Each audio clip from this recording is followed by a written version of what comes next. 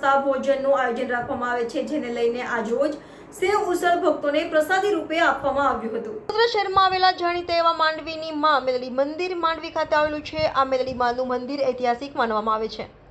આમાં મેલડી માના મંદિરમાં લોકો શ્રદ્ધા અને આસ્થા સાથે દર્શન કરવા આવે છે। આમ મેલડી માના દર્શનથી લોકોના તમામ દુઃખ દર્દ દૂર થાય છે અને ભક્તો દ્વારા માનતા રાખવામાં આવે છે અને તેમની માનતા પૂરી થાય છે। આ મેલડી માના મંદિરે લોકો 50 કિલોમીટર દૂરથી લોકો ચાલતા આવે છે અને બાધા રાખે છે અને તેમની વિવિધ બાધાઓ પૂર્ણ થાય છે। ખાસ કરીને રવિવારના દિવસે મોટી સંખ્યામાં ભક્તોની ભીડ ઉમટે છે, ત્યારે આજે રવિવારના દિવસે ભક્તોની ભીડ જોવા મળી હતી।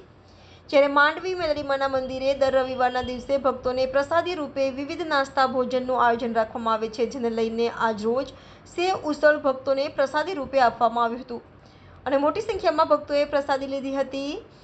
દર રવિવારે આશરે 3 થી 4 હજાર ભક્તો પ્રસાદી લે છે, જેને લઈને હવે આ મા મેલડીનું મંદિર આસ્થાનું મંદિર બની ગયું છે। આજે વડોદરામાં મેલડી માતાનું મંદિર ઐતિહાસિક મંદિર કહેવામાં આવે છે ને દર રવિવારે હજારોની સંખ્યા ભક્તોનો લાભ લે છે। આટલો વરસાદ છે, આટલી ગરમી છે, ભક્તોની ભીડ આવીને આવી જ રહે છે દર રવિવારે ને દર રવિવારે અમે મંદિર તરફથી કંઈ ને કંઈ પ્રોગ્રામ જમવાનો રાખીએ છીએ। આજે સેવ ઉસળનો પ્રોગ્રામ સવારે 7 વાગ્યાથી ચાલુ જ છે। હજુ સેવ ઉસળનો પ્રોગ્રામ મંદિર તરફથી રાખેલો છે, સવારે 7 વાગ્યાથી ચાલુ જ છે। અત્યારે બી હજુ ચાલુ ને ચાલુ જ છે।